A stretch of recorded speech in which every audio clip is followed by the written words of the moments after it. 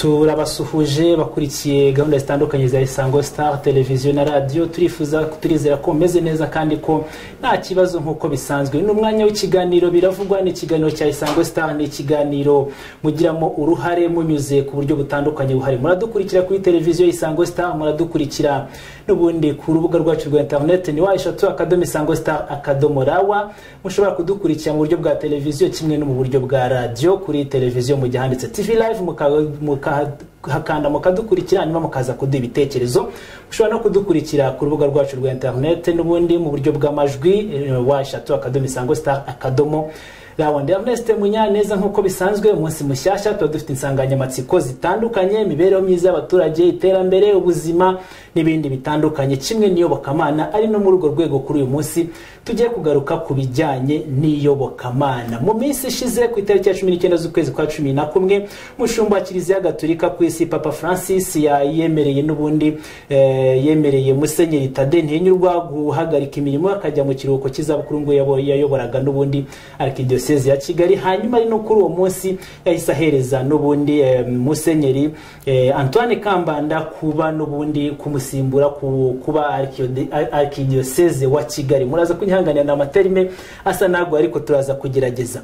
Muri urwo rwego turashaka rero kugira ngo turebe neza, twatumiye Musenyeri n'ubundi nyicyubahiro Musenyeri kugira ngo abashe kudusobanurira byinshi kubirebana n'izi nshingano. Turaza kurebera hamwe inshingano za Kiliziya Gatolika mu birebana no guteza imbere umuryango nyarwanda by'umwihariko, hanyuma tuze kureba n'ubundi n'ibindi bikubiye mu nshingano nshyashya ahawe. Nyiricyubahiro Musenyeri, turi hamwe muri studio, tubaha ikaze muri studio za radio Isango Star na televiziyo. Murakoze. Murakoze cyane, namwe turabashimiye. Nagira ngo dutangira turabasaba Musenyeri kubanza kudusabira umugisha kugira ngo twinjire mu kiganiro neza, tubashe no kugisoza amahoro. Ku izina ry'Imana Data na Mwana na Roho Mutagatifu. Amen.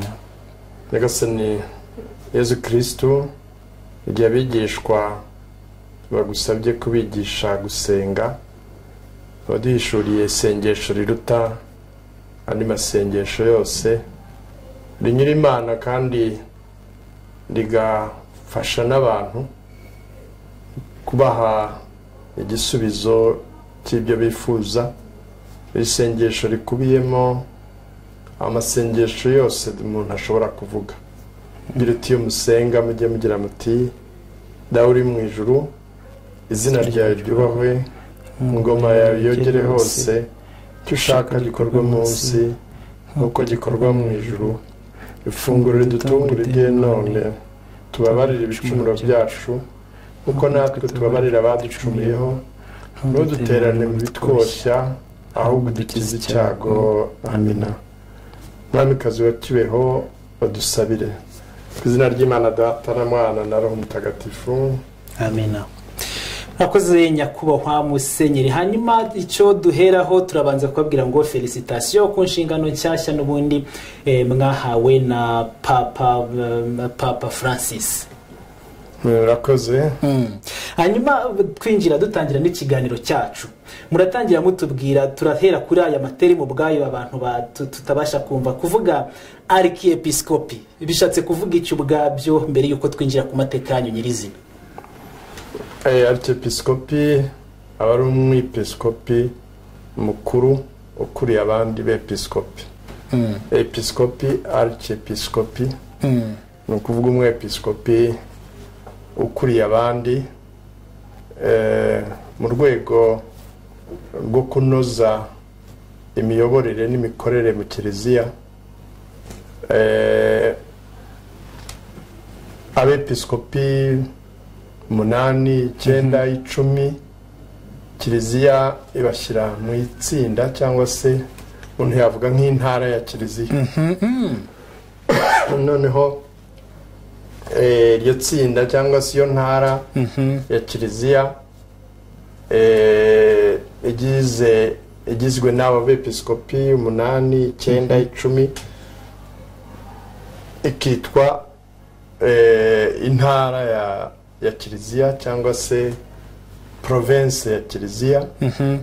Ikaba uyikuriye umukuru muri abo bepiskopi akitwa archiepiscopi, ari mu gihe abandi ari abepiskopi. Hanyuma ubwo ari diocese, twumva diocese tukumva musenyeri, abo uwo nguwo ari hehe muri abo ngabo? Nanone izo nzego ziri diocese na arkidiocese bimeze bite?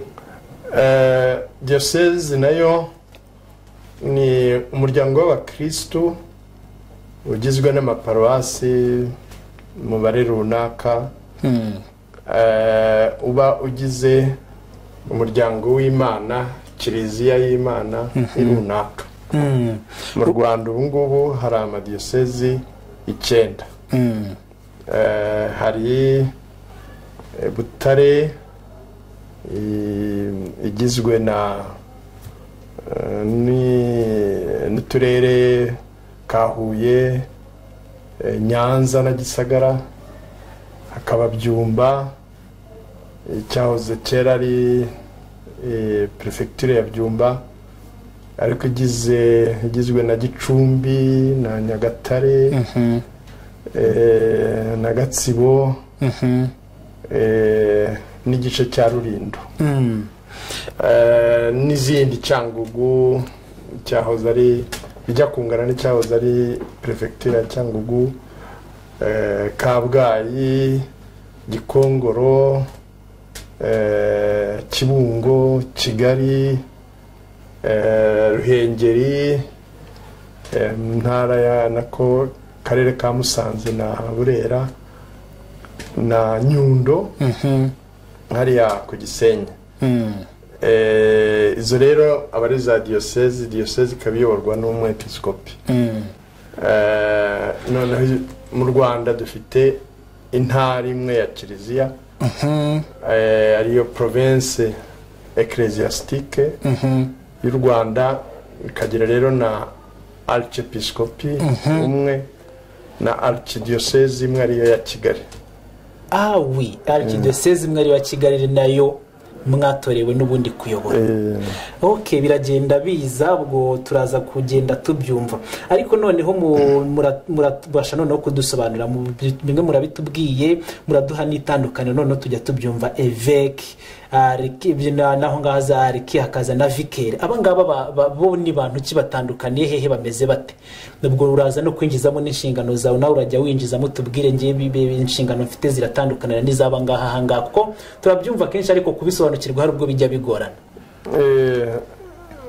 Ubwo hereye kuri archiepiscopi abashinzwe iyo diocese, ariko kandi akaba ari nawe mwepiskopi mukuru muri iyo ntara, akaba abashinzwe ubutumwa nk'abandi, amaparuwase, amasantrari, amashuri, mbese hakorerwa ubutumwa hose, abapadiri, abihaye Imana, abakristu. Ariko noneho na buri diocese nayo umwepiskopi abafite izo nshingano muri diocese ye, abafite diocese bifite aho igarukira. Vicaire rero twita vicaire general aba ari igisonga cy'umwepiskopi. Igisonga cy'umwepiskopi ni uwungirije umwepiskopi wa kabiri ku mwepiskopi, umufasha muri ubwo butumwa. Murakoze cyane, turaza kugenda tubishurushaho kubisobanukirwa tukiri mu birebana n'ubundi n'imyubakire y'inzego z'ubuyobozi muri Kiliziya Gatolika. Izi nzego mwebwe ibyo twabashije kumenya, mwashyizwe mu nshingano na nyiricyubahiro Papa. Hanyuma mwebwe ku ruhande rwa izi nzego ubundi zisanzwe zishyirwaho nande mu buyobozi bwazo, n'ubundi byose biragenwa na Papa, bimeze bite? Mwatubwira uko bigenda kugira ngo umuntu ashyirwe mu nshingano, muhereye n'iwanyu bigenda bite kugira ngo umuntu ashyirwe mu nshingano? Umwepiskopi ashyirwaho na nyir'ubutungane Papa, niwe umushyiraho. Nyuma iyo hakenewe umwepiskopi, intumwa ya Papa mu gihugu abaza inzego zinyuranye, abepiskopi n'abamwe mu basaserdoti cyangwa abiyeguriye Imana, n'abandi bantu bafite abo bahagarariye, abantu ngishwanama, ngo babe batanga amazina y'abantu bashobora kuba bashinga izo nshingano bakurikije uko babazi, banakurikije ubutumwa bw'umwihariko bukenewe aho ngaho. ubwo rero nyir'ubutungane papa kuri ayo mazina hawe areba uwo yashinga diyoseze. Papa ubwo hari abantu niba mbyumvise neza, hari abantu batoranywamo uhagarariye papa mu Rwanda. Ubwo nawe muraza kutubwira kugira ngo tubashe twumve, kuko ntabwo kugeza akanya benshi twari tuzi ko hari papa iyo bamushyikirije abantu abasanzwe abazi cyangwa ashingira n'ubundi ku byo iyo ntumwa imuhagarariye mu Rwanda cyangwa mu gihugu runaka yamuhaye, ngaho sinzi, ashobora kuba abazi ariko ashobora kuba atanabazi ku giti cye, ariko areba n'ubutumwa umuntu yakoze, ubumenyi afite, cyangwa se muri iki gihe umuntu ashatse kumenya umuntu, hari aho ushobora kubona amakuru menshi anyuranye atari ayo bamwoherereje gusa, ariko ashobora no kubaza n'abandi atazi umuntu ku giti cye, cyangwa akabaza n'abandi azi ko bamuzi. Umuyobozi wese mu rwego rwo hejuru ntabwo amenya abantu bose, ariko agira abo abaza n'ubuhamya yumva. Naho rero kuri vikeri cyangwa igisonga cy'umwepiskopi, umwepiskopi niwe nawe ubaza cyangwa se wirebera agahitamo uwo wamwungiriza. Murakoze. None babahitamo, muvuze ko hari abantu batoranywa bakajya hari urutonde rugari rwariho abantu n'ubundi bateganywa kuzatoranyamo wasimbura Muzehe Tade, cyangwa n'ubundi watanzwe uri wenyine kuri mwanya? Ibyo ngibyo ntawe ubimenya kuko biri muri izo nzego za papa zigira niwe ubimenya. Ngira ngo biragenda bisobanuka. Hanyuma nakabazo uwo ari wese yakibaza, mwamenye uburyo bwo kumenyeshwa ko ari we watoranyijwe bigenda bite? Binyura mu ibaruwa, hanyuma muraza no kutubwira ibi bintu mwabyakiriye mute mukimara kumva ko mwahawe ziriya nshingano? Rakoze. Ubundi nyine papa ubutumwa bwe bwose bunyuza ku ntumwa ye ya papa ibiri mu gihugu. Ubwo rero niwe wantumyeho, ambwira ko nyir'ubutungane papa ampaye ubu butumwa, ariko ni Roma hari itangazo batanga kugira ngo bimenyeshwe n'abandi, nabyo bararitangaza. Noneho rero n'ibaruwa yandika yo gutorerwa ubwo butumwa. Hanyuma mutubwire, mukibona ubwo butumwa mwabyakiriye mute? Mwumvise, mutubwire uko mwiyumvise icyo gihe. Ni ubutumwa bukomeye, ntabwo nari nzi ko nahabwa ubwo butumwa, kuko aho nari ndi muri diyoseze ya Kibungo nakomeza gusohoza ubutumwa bwanjye, cyane cyane ko ntabwo nari mpamaze n'igihe kirekire, ni imyaka 5. Ntabwo rero nigeze ntekereza ibya ku buryo ni ubutumwa buza butunguranye, kandi burashimishije. Ndabyishimiye kuba mpawe ubwo butumwa, kandi ndanamwakiriye, ariko nanone ni ubutumwa buremereye butera n'impungenge, kuko ari ubutumwa buremereye ugereranyije n'ubwo nari mfite. Kuremera ni gute? Kuremera nuko ni diyosezi nini, ni diyosezi irimo abantu banyuranye ingeri zose kurusha aho narindi ubwo ni nako n'ibisabwa bari byinshi ugereranyije n'ibyo nakoraga ariko ku rundi ruhande nanone umuntu aravuga ati Imana iba yatoye umuntu kuko nubwo tuvuga papa ko ari gutora akagisha inama n'abantu akababaza ariko twemera ko kiliziya iyoborwa na Roho Mutagatifu ni ukuvuga iyoborwa n'Imana kandi na papa iyo atora umuntu kumuha ubutumwa abanza kubisengera akagisha inama Imana kuko na Yezu mbere yo gutora intumwa yamaze ijoro ryose asenga kugira ngo ibyo akora bize kuba ari urumuri rw'Imana ari ugushaka kw'Imana ubwo rero kuba nzi ko mu by'ukuri Imana ikoresha kandi yanyuze kuri nyir'ubutungane papa kuntorera imirimo izi umugambi wayo kandi nkaba nizera ko izampa n'ububasha bwo gusohoza ubwo butumwa ariko nk'umuntu nibukuraho izo mpungenge kuko mu butumwa bwose iyo Imana yahaga umuntu ubutumwa yagiraga n'impungenge Yeremiya umuhanuzi Nyagasani amuhamagaye akamutuma kujya guhanura yaravuze ati ndacyari muto sinzi no kuvuga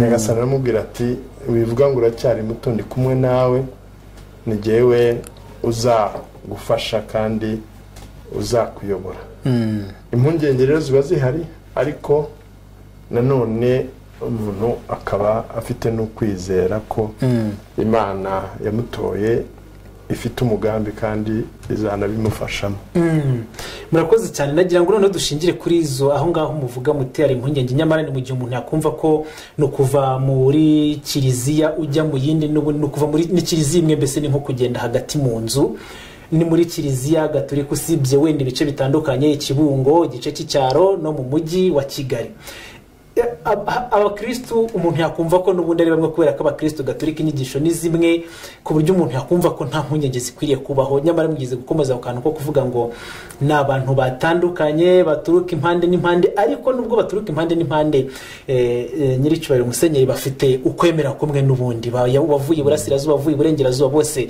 basanzwe bagendera mu murongo mu nyigisho zimwe n'ubundi n'ukwemera kumwe kwa Kiliziya Gatolika numva nta mpungenge zagakwiye kubaho impungenge zirahari zifite ishingiro kubera ko ibibazo by'umujyi ntabwo ari ibibazo by'ikibungo yego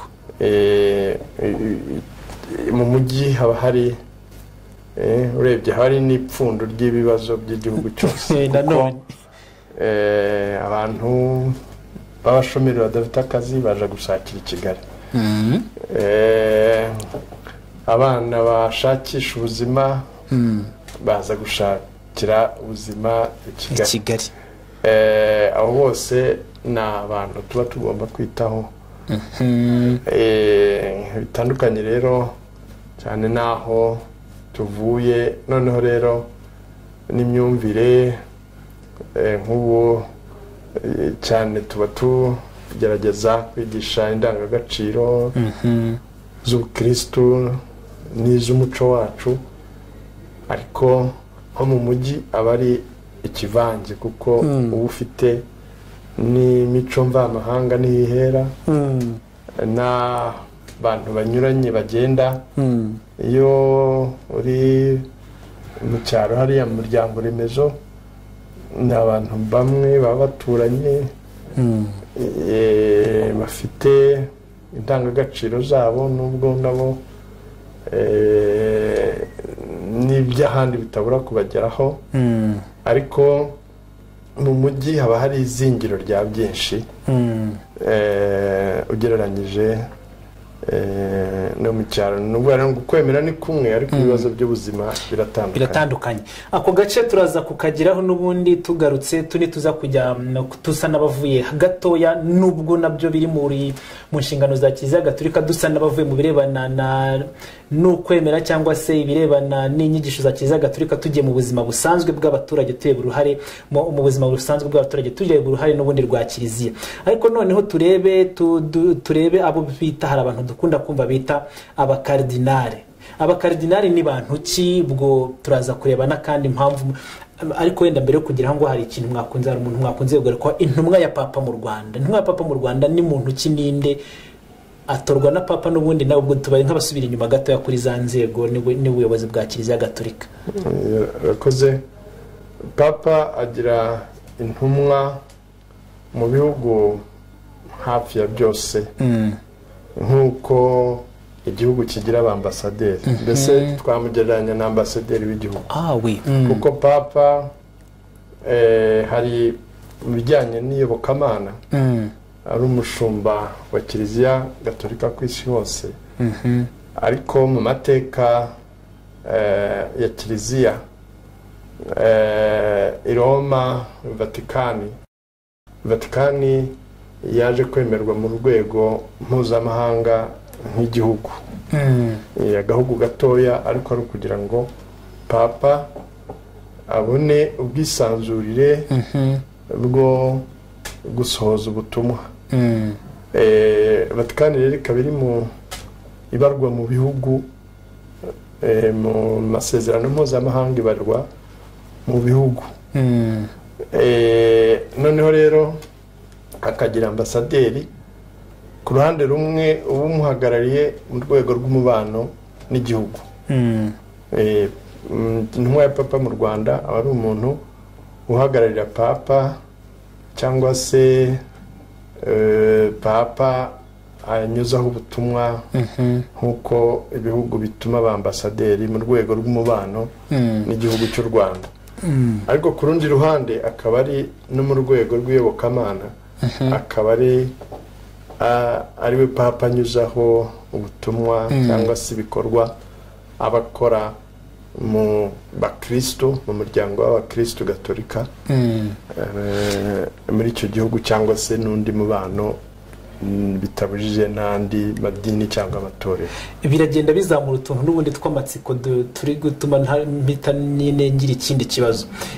Mwaduhaye ikigereranyo na ambasaderi mu gihugu runaka n'umuntu waturutse muri hano mu Rwanda, icyicaro cye se niba bishoboka ko mutubwira kibahe? Buriya aba hariya munsi ya Kisti, kuri uriya muhanda hirya ya Perezidansi. Ngira ngo biraza kurushaho kugenda bisobanuka. Nta buryo abakristo bashobora ryuzaribona ry'amabara y'umuhondo n'umweru. Nta buryo bubaho abakristo bashobora kububona ngo sinzi niba hari uburyo mu Kiliziya, mu zindi gahunda zitandukanye za Kiliziya Gatolika, nta buryo abakristo bamubonamo. Araboneka cyane, aranadusura mu madiyosezi. Nk'ubu aho twari turi mu nama y'abepiskopi mu Rwanda, ejo umunsi wa mbere yari ahari, yaje gufungura inama no kutugezaho ubutumwa Papa dufitiye bw'iyogezabutumwa muri iyi minsi, natwe tukamutuma. Nk'ubu turifuza ko nyir'ubutungane Papa yazadusura, yazadushyira kuri gahunda mu Rwanda akadusura, nka Kiliziya niwe tubinyuzaho, nk'uko igihugu nacyo bimunyuzaho mu kumutumira. Bishatse kuvuga mwarasabye, mwamaze kohereza urwandiko rusaba ko Papa yazasura u Rwanda? Twavuganye nawe ngo abe yareba muri gahunda iyo byashoboka, uretse ko no mu ruzinduko twagize kwa Papa twamusabye kuba yazadusura. Nta mwaka mwigezemo cyangwa murasaba we akazabagenera umwaka? Twari twifuje ko yadusura aje muri 2010 na gatandatu yaje muri Uganda. Tuba twifuje yuko yadusura natwe akadushyira muri gahunda, ariko ntibyashoboka kuko yajyaga muri Kenya, Uganda no muri Central Africa. Ubwo rero niyongera wenda arabifite muri gahunda, niyongera gusura Afrika ashobora kuzadushyira kuri gahunda. Okay, murakoze cyane. Noneho tugarutse ku birebana na za nshingano za Kiliziya, tujya n'ubundi twumva iteka tugaruka kuri kimwe najyaga kubaza abakardinali. Abakardinali bo muri Kiliziya ni bantu ki? Ubwo turacyari mu nzego za Kiliziya n'ubuyobozi bwazo, nabo mutubwire ni bantu ki muri Kiliziya bafite izo nshingano. Abakardinali n'abepiskopi bashyirwa cyangwa abepiskopi bashyirwa mu rwego rwo kuba abakardinali. Abakardinali rero akaba ari noneho urwego rwegereye papa, bavamo abajyanama be ba hafi, ariko cyane cyane mu bakardinali naho hava papa, kuko iyo papa yitabye Imana, abakardinali barahura bakitoramo uba papa.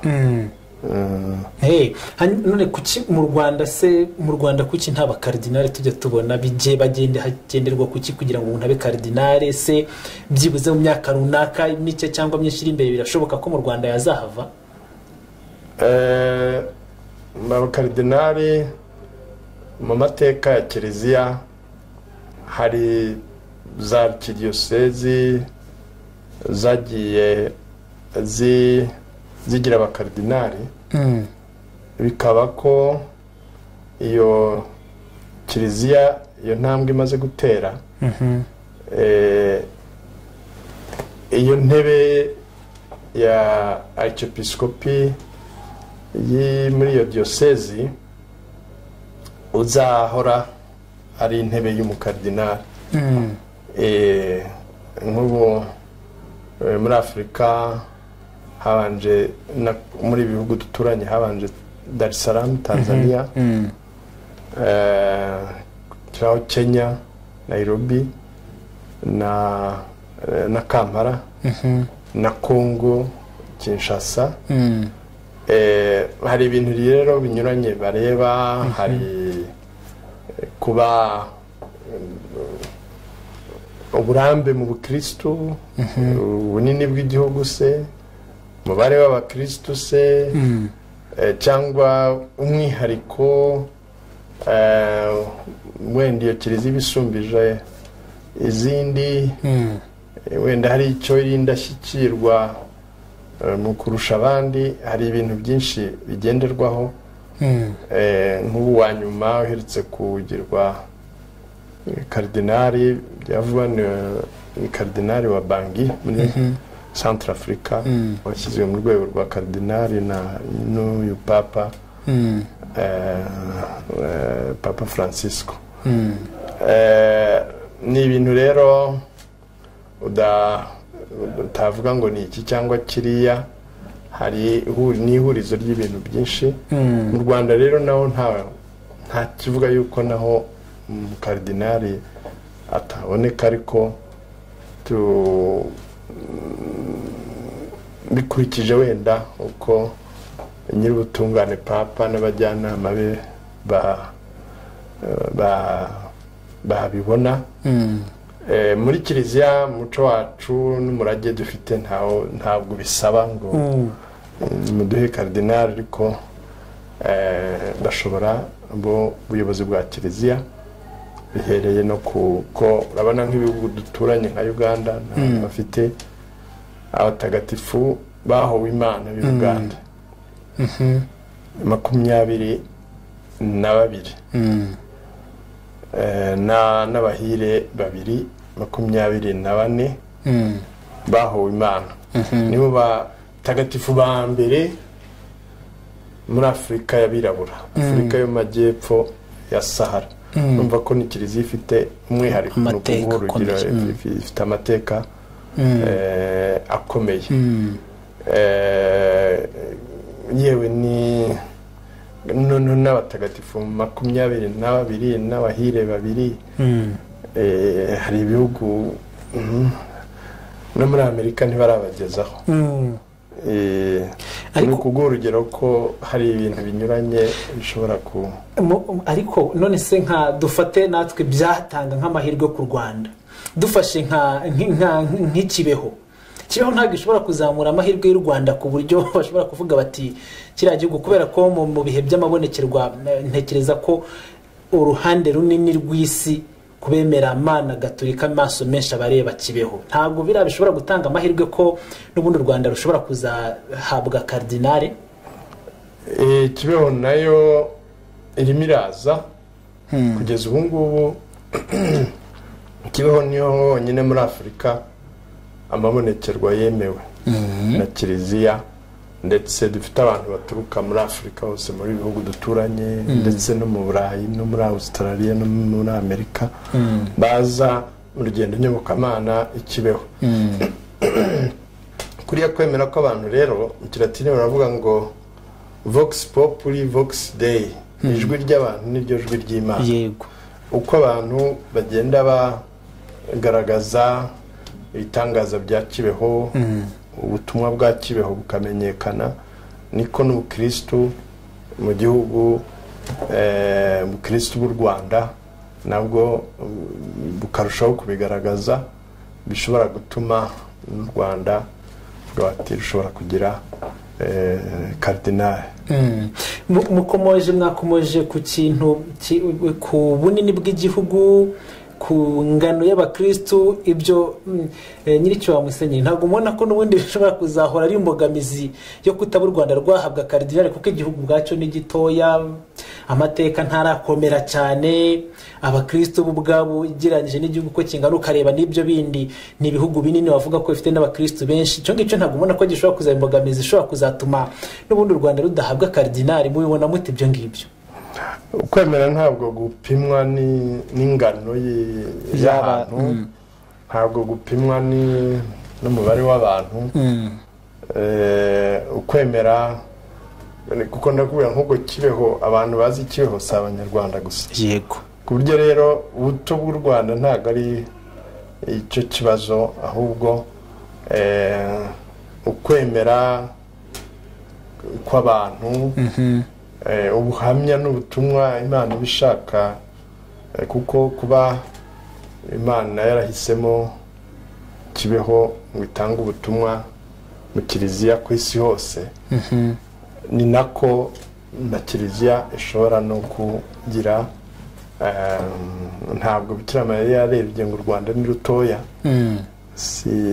ngiye najya mu gihugu kinini. Mbese nkuko nakubwiraga, na Papa arasenga, tukamusabira buri munsi, kiliziya yose ku isi iramusabira, n'abajyanama ngo Roho Mutagatifu amuyobore. Kuba rero ngo uko Imana ikora nawe niko yakora, ntabwo ireba igihagararo cyangwa ingano. Yego, twebwe nk'abantu hari ibyo tureba tukavuga tuti iki ngiki cyangwa kiriya, ariko uko Imana ibona ibintu ntabwo ariko abantu babibona. Byanze bikunze ngira ngo birarushaho kugenda bisobanura uko tugenda twinjira mu kiganiro.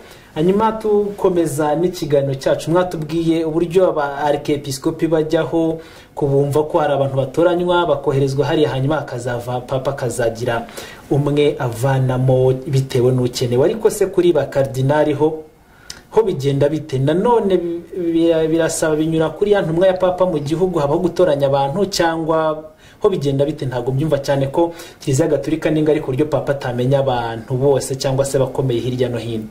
Ni kimwe nanone Papa intumwa ze nicyo ngicyo zikora, ziba zimuhamagariye hirya no hino ku isi. No mu gutora rero abakardinali, intumwa ya Papa ibigiramo uruhare, ndetse akaba nayo anyuzaho ubutumwa. Okay, turakoze cyane. Tugaruke noneho kutuse n'abavuye muri ibyo bisa n'ibyihariye, tugaruke ku shusho ya Kiliziya Gatolika muri rusange mu ruhando mpuzamahanga ku rwego rw'isi, nanone by'umwihariko ariko tureba hano mu Rwanda. Hanyuma mwavuga ko mu birebana n'iterambere cyangwa se gukomeza gutera imbere mu kwemera Kiliziya Gatolika, nyiricyubahiro Musenyeri, bihagaze bite kugeza aka kanya? Ubwo muraza no kutubwira imbogamizi niba hari zo mubona Kiliziya Gatolika muri ibi bihe ihanganye nabyo, muhabe mu buryo busanzwe bw'iterambere ry'isi, habe nanone no mu kwemera. Ukwemera n'abantu ni uguhozaho, ni uguhora umuntu yibutsa. Ni ibintu tubona no mu muryango wa Isirayeli, Imana yabakoreraga ibitangaza ariko bakagera aho bakibagirwa, bakarengwa, bakimika ibigirwamana, bakayibagirwa, amategeko yayo bakayacaho. Umuntu ni uko nguko ateye. N'ubu ngubu rero nibyo duhura nabyo, abantu ni ukubibutsa baba bacumuye, kwigisha amategeko y'Imana kugira ngo bongere bagarukire Imana. Iyo bagize ibyago cyangwa se bakanzwe, bakibuka Imana, bakayisenga, bakicuza, kagira babona amahoro. Nanone ugasanga rimwe na rimwe Imana barayibagiwe. Yaba yarwaye agasenga, agasaba ko Imana imukiza yakira, ugasanga yibagiwe no gusenga, agiye mu bindi, cyangwa araca ku mategeko y'Imana. Kiliziya rero ihora yibutsa, igarura abantu ku Mana, ibasabira. Nibwo butumwa n'ubuzima bwa buri munsi. Intama zagiye ukajya kuzishaka ukazigarura, izindi zikagenda. Noneho no kubajijura, kumenya iby'Imana ibasaba ngo banayitunganire. Iyo ibihe iteka biri mu minsi ishyira, iminsi twavuga ko ari iminsi ikomeye muri Kiliziya Gatolika, mu mpera z'umwaka hari Noheli, hari Ubunani, hari n'indi itandukanye. Tujya twumva muri Kiliziya Gatolika ubutumwa cyangwa se mu bihe runaka bitandukanye, ubutumwa Papa yageneye Kiliziya runaka cyangwa se agenera isi, akenshi buza bugaruka ku bibazo n'ubundi ubona ko ari binini byugarije isi. Hari ibibazo by'intambara z'urudaca biri hirya no hino mu isi. Icyubahiro Musenyeri, mwebwe murebye muri ibi bihe ikibazo nka Kiliziya Gatolika, mureba mukavuga muti iki ngiki cyugarije isi, kirakomeye koko, gikeneye imbaraga z'amasengesho, umuntu ari nk'ikihe? Ikintu cya mbere ni amahoro ku isi, kuko amahoro ni ryo pfundo rya byose, kugira ngo twese dushobore kubaho no gukora, tube twicaye nk'uku nguku, nuko haba hari amahoro. Yego. Ubutumwa bwa mbere rero n'ikibazo cya mbere tuba tugira ni kugira ngo habe amahoro. Amateka yacu, mu byo twanyuzemo muri aya mateka ya vuba, urabizi Jenoside yakorewe Abatutsi 94, intambara, ubuhunzi, ibyo byose birahangayikisha. Kandi no mu bihugu duturanye cyangwa dukorana, y'abavandimwe bahundabunda kubera intambara, nta mutekano. Ibyo ni ibintu, ni ikibazo kiduhangayikisha, ku buryo na Papa mu butumwa ahora atanga mu bihugu binyuranye ni icyo ngicyo. Icya kabiri ni ikibazo cy'ubukungu. Ikibazo cy'ubukungu, Imana yaduhaye isi ngo tuyibyaze umusaruro, kandi iduha ibyangombwa, ariko kugira ngo bishobore kugera kuri bose, bisaranganywe, buri umwe abone ikimutunga, kimubeshaho. Ibyangombwa by'ubuzima bisaba ko bwa bukungu bubyazwa umusaruro, bukanasaranganywa neza. Ntihabe uwicwa n'inzara kandi kubera yuko wenda hari uwikubiye, cyangwa se nk'ibi by'abantu usanga abantu bato biyahura mu nyanja bagira ngo bagere Burayi bashaka ubuzima, n'Uburayi nabwo bukavuga buti babaye benshi ntitubashaka ntibasubireyo. Ibyo ni icyo kibazo cy'ubukungu kinajyanye n'ubutabera. Ikindi cya gatatu rero ni ibidukikije, kimwe binafitanye isano, kimwe mu bibazo ubu ngubu bihangayikishije ibiza ubona kubera ukuntu ibiremwa bidafatwa neza nk'uko bikwiye. Ibiremwa bidafatwa neza nk'uko bikwiye, dukunze kuvuga kwiyunga n'Imana no kwiyunga n'abavandimwe, ariko hakenewe no kwiyunga n'ibidukikije. Hakenewe kwiyunga n'ibidukikije, nibyo amasezerano mpuzamahanga ubu ngubu asigaye ashishikaza kugira ngo dufate neza ibidukikije, ubutaka, amazi, ibimera, inyamaswa, amatungo n'ibindi. U Rwanda ni ibintu bwumva vuba kubera n'ukuntu igihugu cyacu ari gito, ariko nk'ibona ukuntu ingagi zitaweho kugira ngo zidacika, cyangwa mu butaka dufite butoya akageraho inyamaswa nazo zisanzurira, akageraho amashyamba ashobora nayo kwisanzurira, cyane cyane no ko bitugiraho ingaruka zikomeye biriya biza.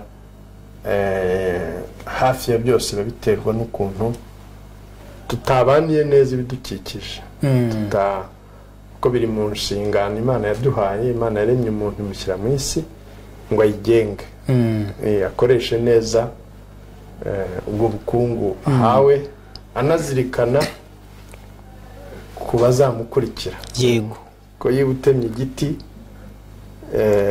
kimaze imyaka 50 gikura, hanyuma ukagitema mu minota 10, uzaza nyuma yawe umwana cyangwa umwuzukuru, noneho nta n'ikindi wateye cyo kuzamura. Ikindi wateye. Ibyo rero byose mu kwemera kwacu turabihuza. Nk'ubu nyine hari ibaruwa nyir'ubutungane Papa Francisco yanditse yitwa Laudato Si mu Kilatini, bivuga gusingiza nyir'ibiremwa. Burya n'ibiremwa byose, amashyamba, ibiti, inyoni ziririmba mu gitondo, ubwo bwisanzure bwose buba busingiza Imana. Murakoze cyane Nyiricyubahiro Musenyeri. Turakomeza kugenda twinjira mu kiganiro tunagenda duza gusatira umusozo, ariko hari byinshi umuntu afite by'amatsiko. Hari Rugamba Sipiriyani uri mu rugendo rwo kuba yagirwa umutagatifu. Ubwo murandaza kubasaba birasobanura iki ku gihugu nk'u Rwanda? Nanone ntabwo ibi ngibi ubwabyo bishobora gutanga amahirwe yo kuba igihugu cyagira karidinali, ntabwo bishobora kongera uburemere bw'amateka y'igihugu ashobora kuba yashingirwaho ngo u Rwanda ruhabwe karidinali. Rakoze. Nyine ikintu kinakomeye kandi gikuru mu Kristo kurusha n'ibindi ni ukubona umutagatifu. Wenda na karidinali niyo tutamubona, ariko kugira umutagatifu bifite agaciro gakomeye ku isi no mu ijuru. Umutagatifu ni ukuvuga umuntu witwaye neza ku buryo ntangarugero. Ntabwo bivuga yuko abantu bose ni abanyabyaha. Iyo tuvuze umutagatifu hariho abantu bagira ngo wenda no kuvuga ngo nta byaha bigeze. Umutagatifu bakomeye dufite Bibiliya itubwira, Pawulo Mutagatifu yarwanyije Yezu Kristo, yafungisha abakristo, arabicisha, ariko umunsi amenye ukuri kwa Yezu Kristo, ukuri kw'Imana, Pawulo Mutagatifu yahindukiye wese aba intumwa. yego ubwo rero ngo iyo tuvuze umutagatifu si ukuvuga umuntu utarigeze agira icyaha ahubwo ni itandukaniro ry'umutagatifu n'abandi ni wa muntu wicuza akagarukira Imana izo mbaraga zo kwicuza akababarirwa n'Imana noneho akagaragaza n'ububasha bw'izo mbabazi ahawe ubwo rero ngo ni umuntu w'intangarugero nyine mu banyabyaha bicuza bakagarukira Imana ni ukuvuga ngo ni urugero dushobora kwigiraho natwe nk'abanyabyaha kwicuza tukagarukira Imana icya kabiri ni uko bigaragaza ko afite ububasha ko ashobora kuvuganira abantu imbere y'Imana ni muri urwo rwego hasabwa ibitangaza kugira ngo umuntu ashyirwe mu rwego rw'abatagatifu rw'abahire se izo nzego uko zikurikirana haba hari n'igitangaza yakoze wenda nk'umuntu wari urwaye uburwayi kanaka urwayi runaka abaganga bakavuga bati birenze ubushobozi bwacu nta kintu gishoboye kumumarira wa muntu akiyambaza uwo mutagatifu agakira abaganga bakabisuzuma bakavuga bati ibi ukuntu akize ni ibintu tudashobora gusobanura birenze ubushobozi dufite muri siyanse no mu buvuzi icyo aba ari igitangaza atari byo kuvuga gusa ahubwo haza n'abantu b'abaganga atari n'abakirisitu gatolika ariko bazi ubuganga bazi indwara kandi bakabona n'icyemezo ko bakaba bafite n'icyemezo cy'uko yararwaye n'ukuntu yararwaye n'uko akize ubu ngubu ikindi rero ni uko kuba umutagatifu ntabwo ari ukuvuga ko ari bo bonyine bari mu ijuru hari n'abandi benshi bari mu ijuru ariko aba ngaba ari nk'urugero rwo kugira ngo tugire urugero tuzajya tugenderaho bafite icyo batwigisha ahantu muvuze ku birebana n'igitangaza umuntu wiyambaje umutagatifu runaka akaza gukira ntabwo mbashije kubikurura neza ntushobora gusanga uwo muntu yiyambaje uwo mutagatifu wenda kubera ko gukira k'umuntu n'uruhare rwo kwizera kwe nkeka ko ruzamo niba yego nkeka ko bizamo none uwakoze igitangaza ninde n'uwo mutagatifu cyangwa n'Imana bishingiye n'ubundi kuri kwa kwizera k'uwo muntu wenda wari urwaye dufatiye kuri urwo rugero n'ubundi Imana niyo ikiza ariko noneho tuba tuvuga ngo ni icyegera cy'Imana kuba umutagatifu nicyo bivuga yego ni icyegera cy'Imana ku buryo ashobora kuvuganira noneho Imana ikagukiza ariko nawe abigizemo uruhare kuba ari intermediaire niyo mpamvu n'abatagatifu ntabwo tubaramya ko ari Imana ahubwo tubiyambaza nk'abavugizi numva bigenda bisobanuka none turakomoza gato muradukomoreza gatoya twabigarutse mu biganiro bitandukanye twagiye dukora hano mukurikije urugero Rugamba Cyprien agezeho rwo kugira ngo ashyirwe mu batagatifu murabona harabura nk'igihe kingana cy'uko mu biganiro byatambutse batubwiye ko bifata igihe kirekire cyane gihagije murabona hasigaye nk'igihe kingana iki ku ruhande rumwe navuga ko hakiri urugendo kuko ntabwo arajya mu rwego rw'abahire ari narwo rubanziriza urw'abatagatifu ku rundi ruhande ntabwo nabigihe kuko hari nk'icyo gitangaza biba bisaba ko abantu basenga noneho n'Imana mbese tuba dushaka kugira ngo Imana iduhe gihamya ko uwo muntu koko bari hamwe kandi ko ashobora ni ibintu rero bigenda gahoro ni ibintu bitari iby'abantu kuvuga ngo twabishyizemo imbaraga bigezeho ni ibintu Imana nayo tuba dukeneye ko itugaragariza ko ariko gushaka kwayo, kuko muri byose twemera ko, kandi nicyo tuhora tugendera hano kugira ngo icyo Imana ishaka aba aricyo gikorwa. Ntabwo ari twebwe tuyitereta cyangwa ngo tuyishyireho puresha, ahubwo ni uko yo ubwayo byigaragariza ko ibishimye. Musanye wumvishe ibyo bintu wakumva ko niba ikintu kimaze imyaka 5, 10, 15, 20 uburyo, kandi inshingano za kiliziya ubwazo ni nyinshi, ku buryo uburyo bwo gukurikirana urugero wenda ngo Cyprien urugamba Cyprien kuzagera ngo abantu bibuke ko hari ngo bakurikirane, sinzi ntabwo bihura n'inshingano nyinshi ku buryo hari abashobora kwibagirana ibintu by'abatagatifu. Rero nk'ubu ngubu hari abashyirwa mu rwego rw'abatagatifu, ubu ngubu barabayeho hashize imyaka 300. Ariko niho tubonera nyine ko ari Imana, kuko urumva nyuma y'imyaka nka 300 umuntu wabayeho mu 1700,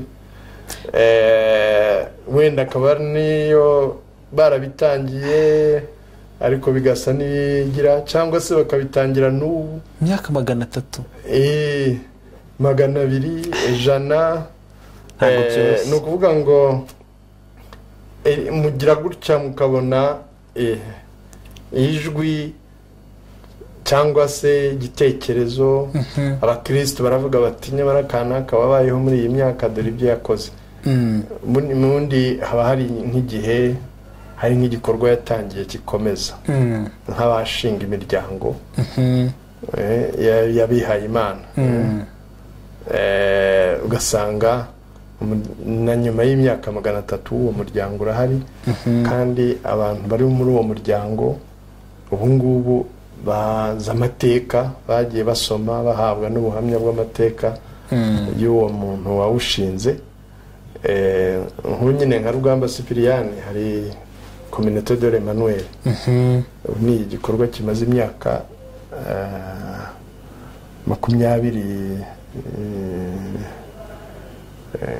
ntabwo nibuka igihe yawutangiriye, ariko ni umuryango ukomeza ukora, usenga, abakristo bafite ubuhamya bwe bumvise. Nk'igikorwa cy'umuntu kirakomeza ntiyibagirane. Nta bandi batagatifu, nta bandi bantu bari ku rutonde rwo kuba bagirwa batagatifu mu gihe runaka mu Rwanda mubona bahari cyangwa se bahari? Mu Rwanda buriya muri jenoside yakorewe Abatutsi harimo abantu ngewe nemera ko buhoro buhoro Imana igiye bitugaragarije bashobora kugira. Na Rugamba nawe arimo, kuko ni umuntu wanza ibintu by'amacakubiri, wanza ibintu by'amacakubiri kubera ukwemera kwe, ndetse agerageza no kubumbatira umuryango we n'abo basengana bose.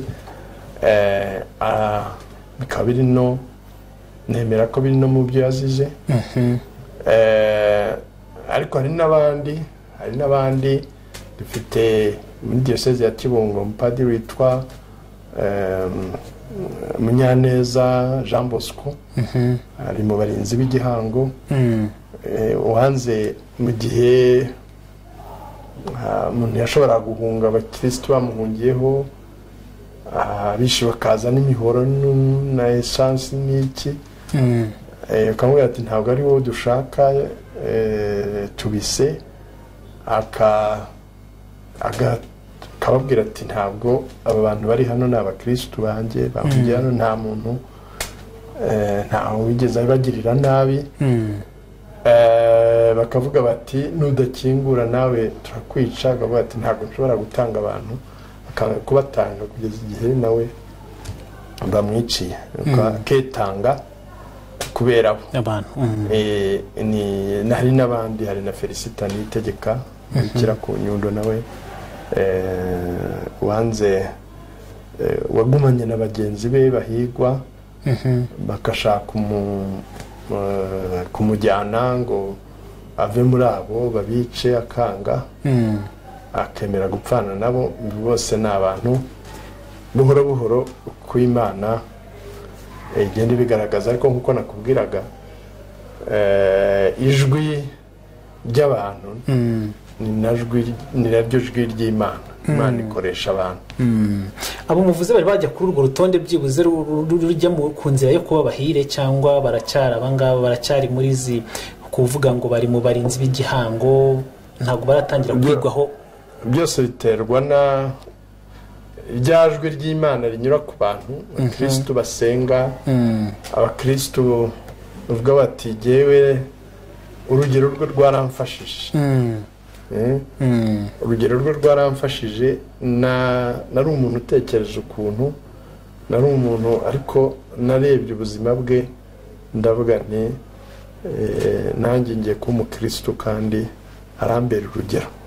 Urugero n'abandi ukabona rero za mbaraga ze ukuntu ziri mu gukora, impact afite. Ibyo byose rero nibyo bigenda igihe kiragera ko Imana iba yabigennye bikabigaragaza, bigashyirwa mu bikorwa. Murakoze cyane. Noneho hari ihame rivuga ngo roho nzima mu mubiri muzima. Ibi ngibi turasa biratujyana ku ruhande gatoya y'ibijyanye n'iyobokamana cyane, twinjire mu buzima rusange, mu buzima bw'umunsi ku munsi bw'abaturage. Nyiricyubahiro Musenyeri, ibi ngibi bishatse kuvuga iki? Roho nzima mu mubiri muzima, ubwo turabihuza n'ubuzima bwa buri munsi bw'Abanyarwanda n'igihugu by'umwihariko nk'u Rwanda. Umuntu n'umwe, ubuzima bw'umuntu, iyo tuvuga ngo turifuza ko umuntu agira ubuzima bwiza, tuba tureba umuntu wese. Umuntu uko yakabaye wese, yego, ni ukuvuga agizwe n'umutima cyangwa roho n'umubiri. Iyo umuntu arwaye ntabwo umutima we uba utuje, ntabwo roho ye iba itekanye. Yego. Nk'uko iyo umutima udafite amahoro, roho idatekanye. Yego.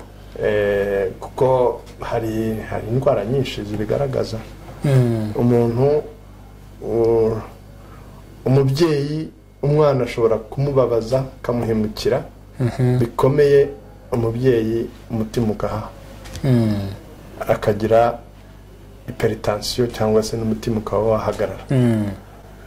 Igifu, umuntu arahangayika akabura amahoro, aside zo mu gifu zikazamuka, kugira no kwereka rero ukuntu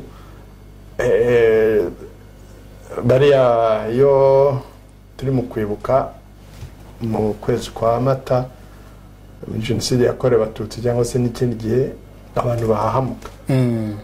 Ukabona umukobwa w'inkumi muzima udafite indwara namba araguye,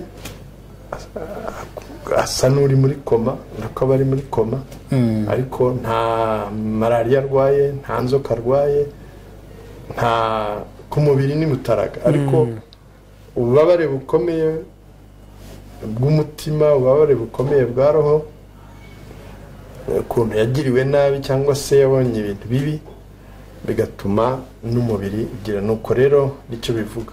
Niyo mpamvu rero mu butumwa bwacu ntabwo tugarukira ku roho gusa, tekereza no ku mubiri, nk'uko nanone tugarukira ku mubiri gusa, twita no kuri roho, tureba umuntu we uko yakabaye wese.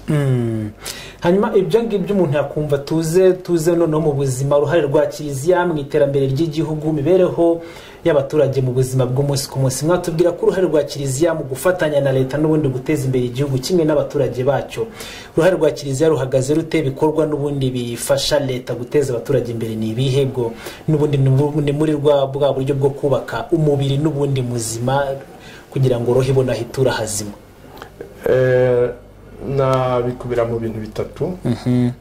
Icya mbere ni ubwo buzima buzira umuze, kuko na Yezu Kristo yigishaga ivanjiri, ariko noneho bakamuzanira abarwayi akabakiza. na kiliziya rero aho yogeza ubutumwa yigisha ijambo ry'Imana ariko ikayita no ku mubiri. Hari indwara za roho z'umutima hakaba n'indwara z'umubiri. Niyo mpamvu mu iterambere twita ku buvuzi ibigo nderabuzima hirya no hino bijyanye n'ubutumwa bwacu. Icya kabiri ni uburezi, kujijura ko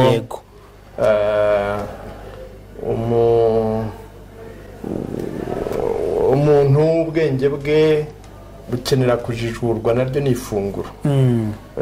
Uburezi, inyigisho, kujijura ni ifunguro ry'ubwenge kugira ngo wa muntu azashobore no kugira ubuzima bwiza. Tukaba rero mu kwita ku muntu nyine roho nzima mu mubiri muzima, twita ku burezi ni umusanzu wacu dufatanya na leta mu mashuri. Icya gatatu ni iterambere kugira ngo abantu bashobore kwiteza imbere babone ibibatunga. Yezu mu ivanjiri y'uyu munsi yamaze gukiza abarwayi, abona n'abantu bakoze ibirometero bamaze iminsi bagenda barashonje, aravuga ati aba bantu nibasubirayo ntabwo bagerayo, baragwa mu nzira kubera inzara. Akora igitangaza mu mafi make n'imigati bari bafite, arabitubura kugira ngo basangire bose, bararya barahaga, babona imbaraga zo gutaha. Na kiliziya rero nayo ishaka iharanira kuba abantu bakwiteza imbere, kubyaza umusaruro ibyo dufite, ubutaka cyangwa se n'ibindi, kugira ngo abantu bashobore kubona kwiteza imbere no kubona ibibatunga. Murakoze cyane.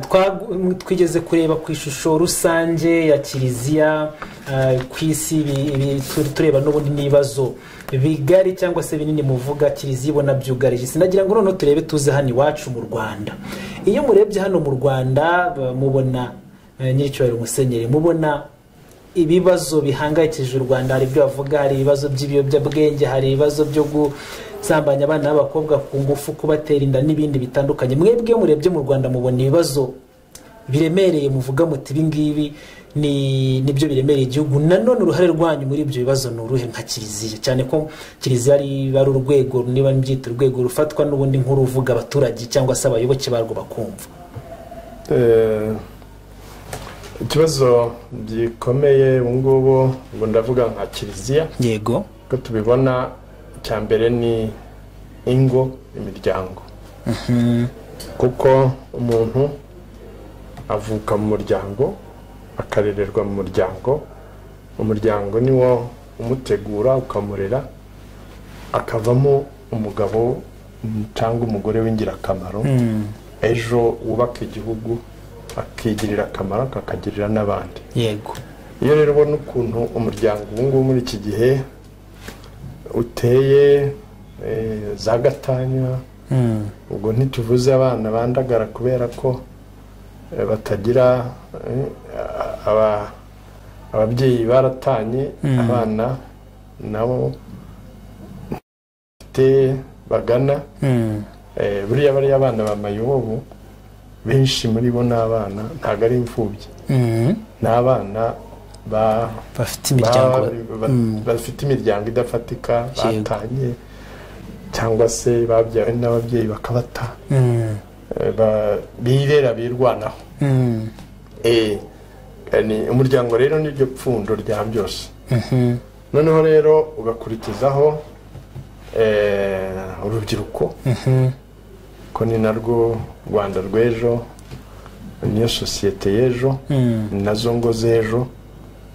Rero iyo wumva abana bato basambanywa, bangizwa, noneho n'abaterwa inda, ngo ni ukuvuga ngo na wa mwana abyaye nawo nta muryango mbese wumva ize. Icyo ni ikibazo gikomeye kiduhangayikishije. ukagerekaho rero ibiyobyabwenge. Mbese ni ukuvuga ngo rwa rugo rutekanye rukarera neza umwana akinjira mu cyiciro cy'ubwangavu bw'umusore n'inkumi afite icyerekezo cy'ubuzima, agahura na mugenzi we umukobwa nawe ufite icyerekezo cy'ubuzima, bagashakana bakubaka umuryango, akubaka urugo nk'uko yabonye isa rwubaka cyangwa nyina rwubaka. Uwo murage ugakomeza. Icyo gihe tuba dushobora kwambuka kuva mu rugo aho umwana avuka arererwa no kwinjira mu rwe.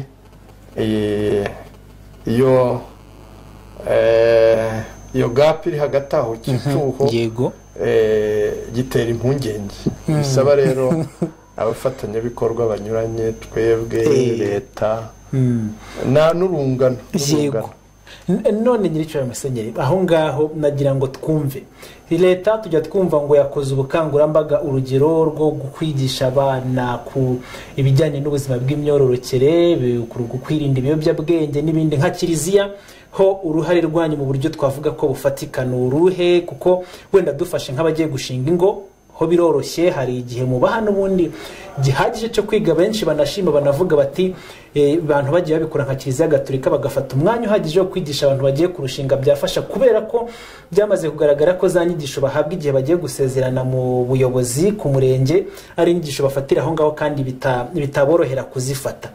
Ku birebana n'urubyiruko, kuri ibyo bibazo bitandukanye mugaragaje, byo ni izihe? Nanone ibyo bibazo byugarije umuryango bituma udakomera, uburyo bwo kubigisha byasa n'ubukangurambaga leta ikora kuri Kiliziya Gatolika ni nk'ibihe? Muri Kiliziya Gatolika turabikora, uretse ko ubu turimo kwiga izindi ngamba za kwiyongera ku zo dusanzwe dukora, kuko ikibazo kirimo kugenda cyiyongera. Ubwa mbere ni ubwo bwo kwita ku ngo, noneho no kuziherekeza mu burezi. Ubwa kabiri hari komisiyo y'abana, iyogezabutumwa ry'abana. Mu cyiciro cy'abana tukabaherekeza, hari za patronaje zikorwa mu mashuri. Buriya na biriya byiciro byose byo kwigira amasakaramentu hari inyigisho n'ubutumwa bugenda butangwa. Noneho rero nko ku basore n'inkumi, ku rubyiruko, ni ikintu ubu ngubu hashize imyaka myinshi no ku rwego rw'igihugu rw'isi, Mutagatifu Yohani Pawulo wa II yatangije ihuriro ry'urubyiruko, ndetse noneho bahuraga baturutse ku isi yose. Kuko ubu ngubu isi yabaye nk'umusozi umwe, n'icyaro kimwe, n'umudugudu umwe. Ubwo rero no guhuza urubyiruko rw'isi yose bakasangira n'ubuzima n'ubunararibonye, nabyo birafasha. No mu gihugu rero tubirimo, diyoseze zirabahuza ndetse na paruwase. Noneho rero tukagira dushishikariza n'urubyiruko kugira amatsinda rubarizwamo. Hari iriya miryango ya Kiliziya Gatolika, abasikuti, abasaveri, abajoke, abakarizmatike, inkoramutima z'Ukarisitiya, amakorari. Burya kugira itsinda murimo ry'urungano basengana, ndetse ubu ngubu nta nubwo bigarukira ku gusenga gusa, kubera ko n'ikibazo gihangayikishije urubyiruko ni ukuvuga ngo ejo nzamerane, nta kazi mfite, ndiga ariko se ndagana he, cyangwa ndangije kwiga. Kwishyira hamwe bagakora ibikorwa bibateza imbere. Iyo bishyize hamwe, icyo gihe ari leta, ari n'indi miryango nterankunga, yisanze bari hamwe, ibishobora kubunganira.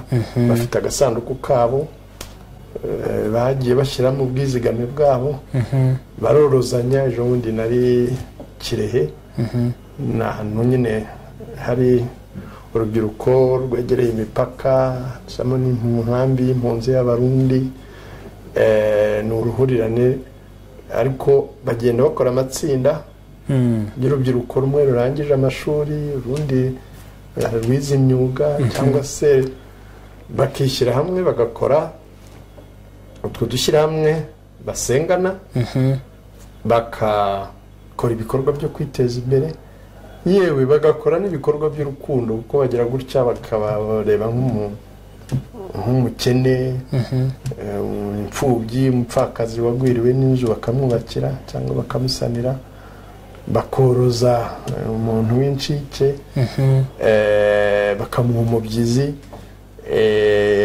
Ibikorwa nk'ibyo nanone bituma bigiramo n'impuhwe n'urukundo, bakanidagadura, ariko imyidagaduro myiza itari iyo kunywa urumogi cyangwa se kujya mu ngeso mbi, ahubwo kuko urubyiruko ntabwo ari abantu babi, ni abantu beza.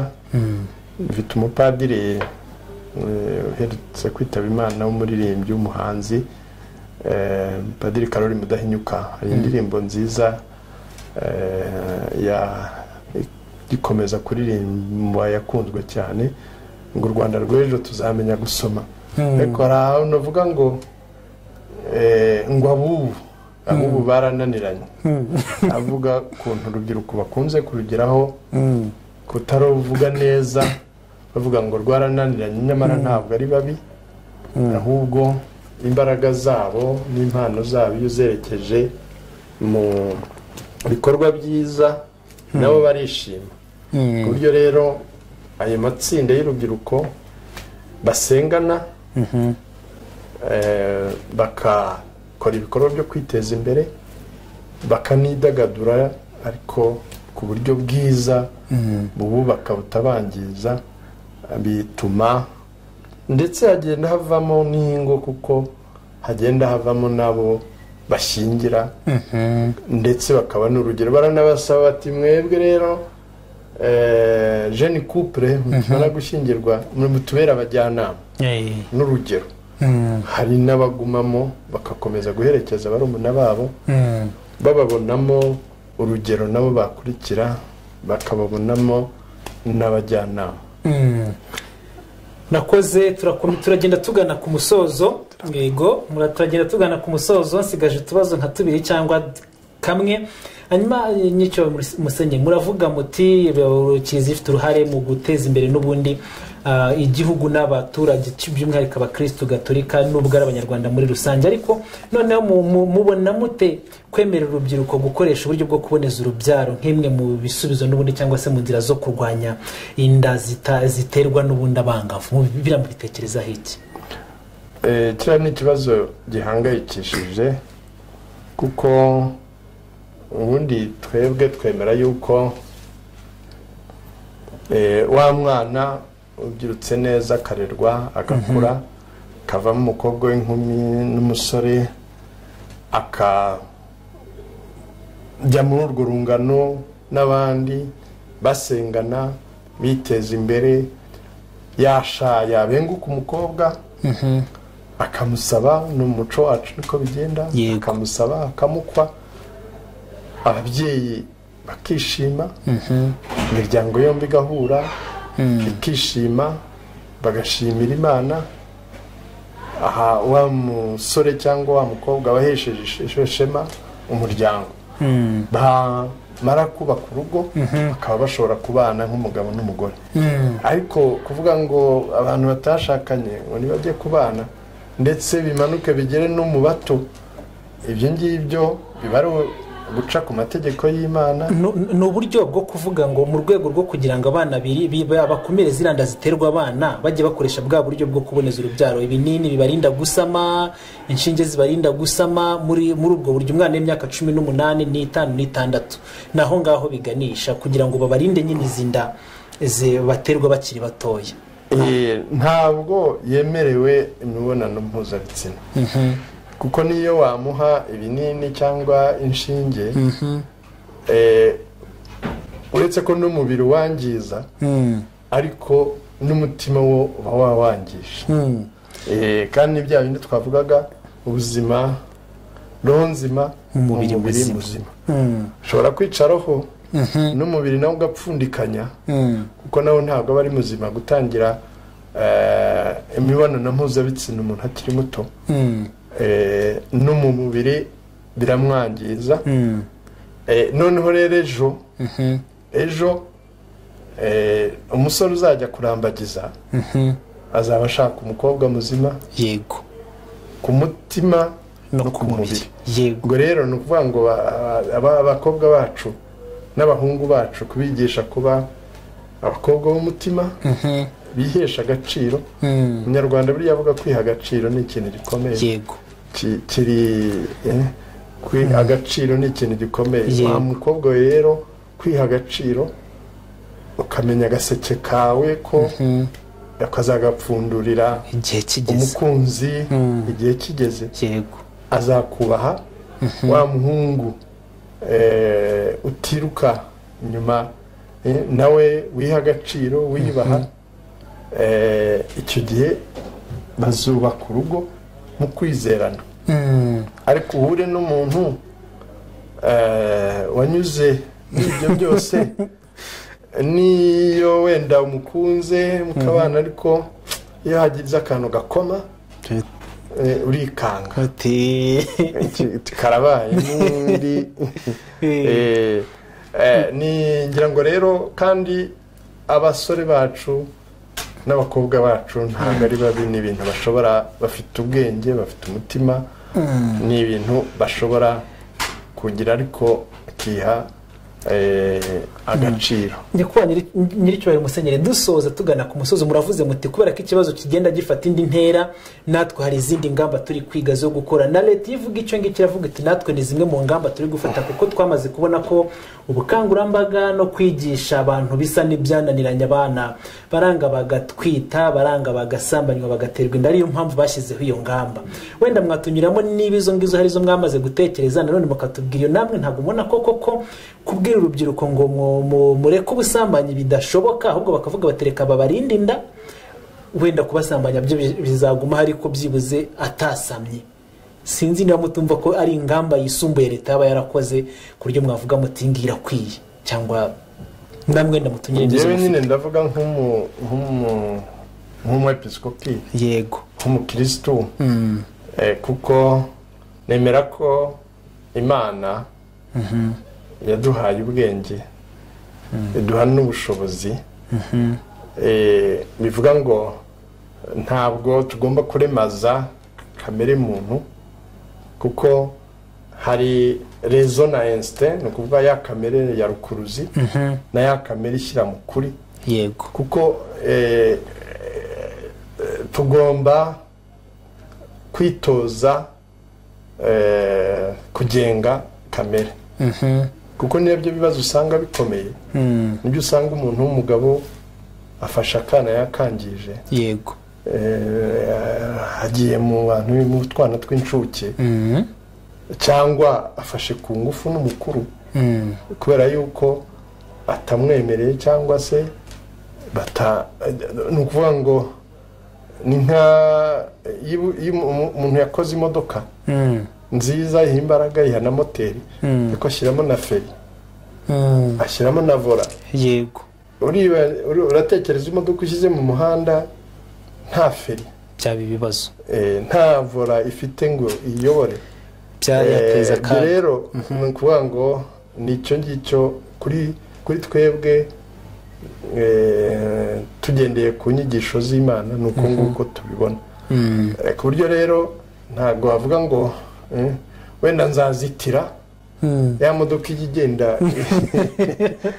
ikubite ku nkuta nabwo izahombana cyangwa isenye nibyo usanga bibabaje ko guhorwaho irari ry'umubiri biba bibi cyane. niba uzasanga umuntu akora ibidakorwa ari nabyo by'ubungubu. Inyamaswa ze zifitemo kamere zifata nta, ariko umuntu we Imana yamuhaye ubwenge. Twe gutenguha rero Imana ariko rero n'ikindi kibazo dufite abantu n'imico yataye Imana batakigira referanse y'Imana cyangwa bavuga ngo Imana ntayibaho ibintu ariho nta kitubwiye dufite ubwigenge ugasanga rero bwa bwigenge barabukoresha nabi niyo mico n'imyumvire mvamahanga y'amagomeramana irimo kugenda yototera urubyiruko ibyo rero nta twebwe umurongo wacu n'ubungubu turagana ku musozo nk'icyo bayi musenyeri muranyemerera utubazo nka tubiri dusoza nagira ngo turebe muri iyi minsi mu bihe by'amatora muri Repubulika ya Demokarasi ya Kongo ndakumva Kiliziya ivuga ngo twamaganye bikuryumva ko yinjira muri politike cyane biramu bisobanura mute nka Kiliziya Gatolika nanone mu Rwanda mukoresha irihe banga kugira ngo n'ubundi inshingano za Kiliziya Gatolika zigenda ukwazo niza na politike bigenda ukwazo kandi noneho mwuzuzanya mukorane mu iterambere? Kiliziya ntabwo ivuga ngo umutegetsi runaka cyangwa ishyaka runaka. Ivanjiri avuga ngo igiti cyiza uzakibwirwa n'imbuto zacyo n'igiti kibi uzakibwirwa n'imbuto zacyo. Tureba rero imbuto ukuvuga ngo tuba dushaka duharanira kandi twifuza ko abantu bagira ubuzima bwiza bwa roho n'ubuzima bwiza bw'umubiri. Aho rero niho dushobora kuvuga duti nyamuneka ubuzima bw'abantu burimo barahagwa, abantu barashonje, baricwa n'inzara, abantu bararwaye babuze umuti. Aho ngaho niho tugera, ariko ntabwo tuvuga ngo iyi sisiteme ya politike cyangwa y'umuyobozi cyangwa ririya shaka ibyo ntabwo ari ibyacu. Ko Kiliziya yakoranye n'abami, Kiliziya yakoranye na regime zinyuranye, ntabwo ari regime ubwayo. Na Yezu nyine bashatse kumutega umutego, arabwira ati bya Kayizari muhe Kayizari n'iby'Imana mu bihe Imana. Kora inshingano zawe nk'umuturage, ugira umusanzu wawe kandi wubahirize uburenganzira bwawe n'inshingano zawe, ubyubahirize. Ubundi n'umuri muntu nakora ibye amahoro azabaho kandi tuziyubaka. Murakoze, mwanyemerere tubiri hasigaye kamwe kanyuma. Nagira ngo mutunyuriremo mu magambo avunaguye urugendo rwanyu rwo kwiha Imana mu munota nk'umwe cyangwa utageze kugeza byibuze uyu munsi cyangwa se igihe mwumva gishoboka mugiye mugaruka kuri bya bihe binini mwafashe umwanzuro gute wo kwinjira mu rugendo rwo kwiha Imana mu magambo make duhite dusoza? Urakoze. Kwiha Imana ni umuhamagaro.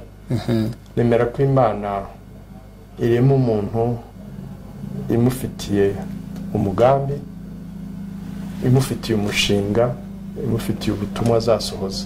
Ikamurema mu gihe runaka, ikamutuma ahantu runaka mu gihe runaka kugira ngo ayisohoreze ubwo butumwa iba yaramuremeye, yaramuteguriye. Yego. Muri urwo rwego rero ndi muto niyumvisemo ko Imana impamagarira kwiha Imana nk'umusaseredoti. Nsaba mu seminari ndiga, ndarangiza mba umusaseredoti. Seminari ntoya he? Seminari ntoya nayize Bugande, icyiciro cya mbere, cya kabiri nkirangiriza muri Kenya. Noneho seminari nkuru nayo icyiciro cya mbere muri Kenya, cya kabiri nkirangiriza mu Rwanda. Mpabwa ubupadiri muri 90 na nyir'ubutungane Papa Mutagatifu Paulo wa kabiri, Yohani Paulo wa kabiri. Ko nakona ariko kagarukaho guhabwa ubupadiri na Papa by'ubwabyo ntibikomeye. Ni bintu nshimira Imana, na amahirwe. Ariko kandi nibyo navugaga kuba naraje kurangiriza mu Rwanda icyo gihe bigahura nuko Papa ari mu ruzinduko mu Rwanda. Ibyo ntabwo ari ibintu umuntu yipangira, ni ibintu by'Imana. Ni ibintu rero nishimira kandi nkashimira n'Imana. Ndangije nkora ubutumwa, nabanje kuba umurezi mu seminari ntoya y'Indera, njya mu episkopa nyohereza i Roma kwihugura byisumbuyeho